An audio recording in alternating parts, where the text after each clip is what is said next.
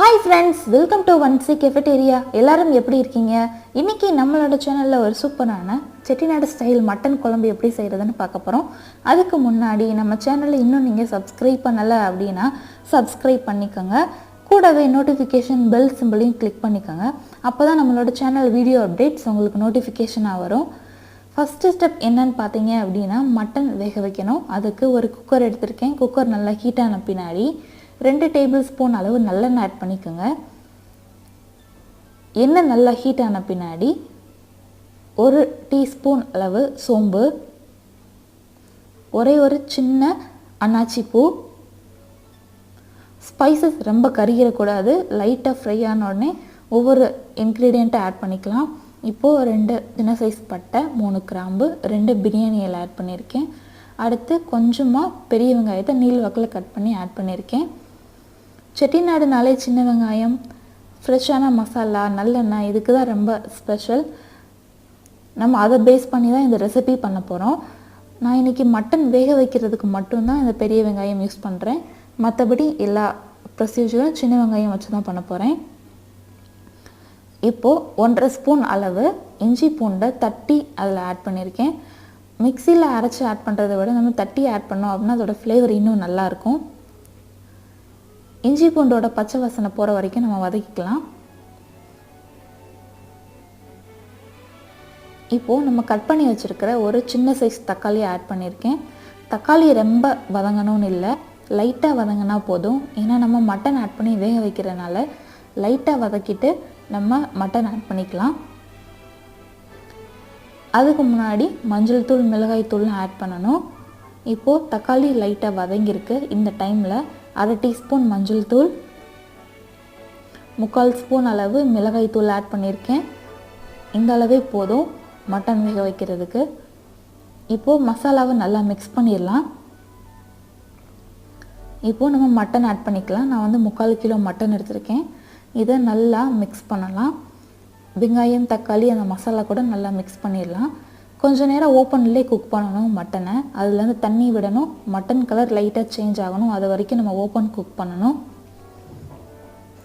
இந்த 3/4 kilo mutton வச்சு whole day எங்களுக்கு கரெக்டாக இருந்தது. காலையில் டிஃபன், மதியம் லன்ச்சு, நைட் டின்னர், இதுக்கு ஹோல் டேக்கு இந்த 3/4 கிலோ மட்டன் ரெசிபி எங்களுக்கு ரொம்ப யூஸ்ஃபுல்லாக இருந்தது. ரொம்ப டேஸ்ட்டாக சூப்பராக இருந்தது. கண்டிப்பாக இதே மாதிரி ட்ரை பண்ணி பாருங்கள். இப்போது மட்டன்லேருந்து நல்லா தண்ணி விட்டுருக்கு. இந்த டைமில் கொஞ்சமாக சால்ட் ஆட் பண்ணி மிக்ஸ் பண்ணிடலாம். மட்டன் கலரும் லைட்டாக சேஞ்ச் ஆகியிருக்கு பாருங்கள்.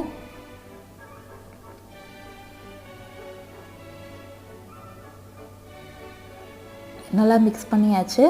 இப்போது 1 டம்ளர் அளவு தண்ணி ஆட் பண்ணிக்கலாம். தண்ணி ரொம்ப ஆட் பண்ணக்கூடாது, ஏன்னா விசில் வரப்போ தண்ணி வெளியே வரும். அதனால் கொஞ்சம் கம்மியாக ஆட் பண்ணுங்கள். இப்போ குக்கர் க்ளோஸ் பண்ணியாச்சு. 7லேருந்து 8 விசில் விட்டு எடுத்துக்கலாம். அதுக்கு முன்னாடி நம்ம இந்த குழம்புக்கு தேவையான மசாலா ரெடி பண்ணணும் ஃப்ரெஷ்ஷாக. அது எப்படி பண்ணுறதுன்னு பார்க்கலாம் வாங்க. ஒரு கடாய் வச்சுருக்கேன். கடாய் நல்லா ஹீட் ஆன பின்னாடி நல்லெண்ணெய் ஒரு 2 டேபிள் ஸ்பூன் அளவு ஆட் பண்ணியிருக்கேன். எண்ணெய் நல்லா ஹீட் ஆயிடுச்சு.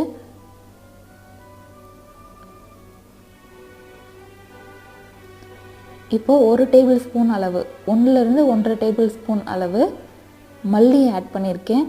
அடுத்து 1 டீஸ்பூன் அளவு சோம்பு,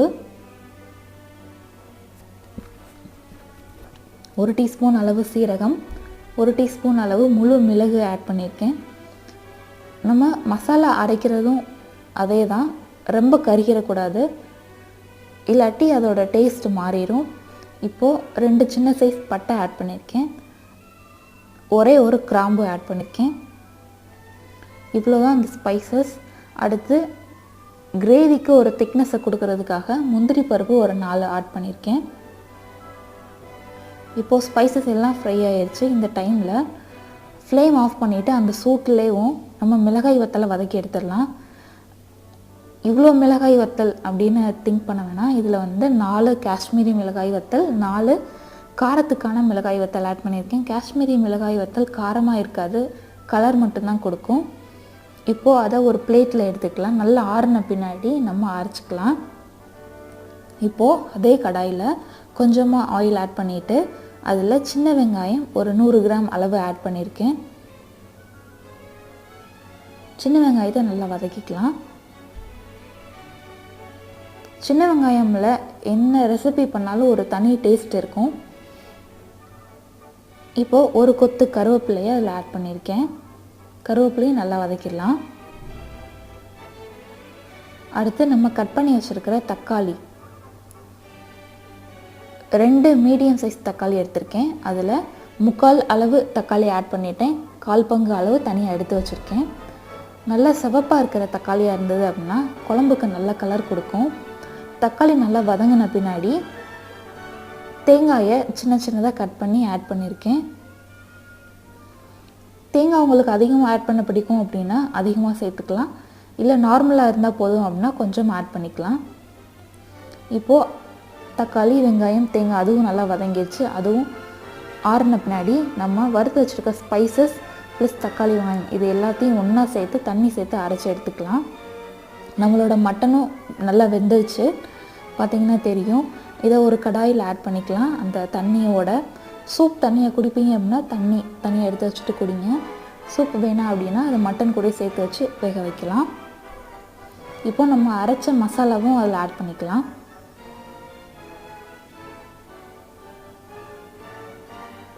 இப்போது நல்லா பெரிய கடாயில் அந்த மட்டன் அந்த மசாலா ஆட் பண்ணி நல்லா மிக்ஸ் பண்ணியாச்சு.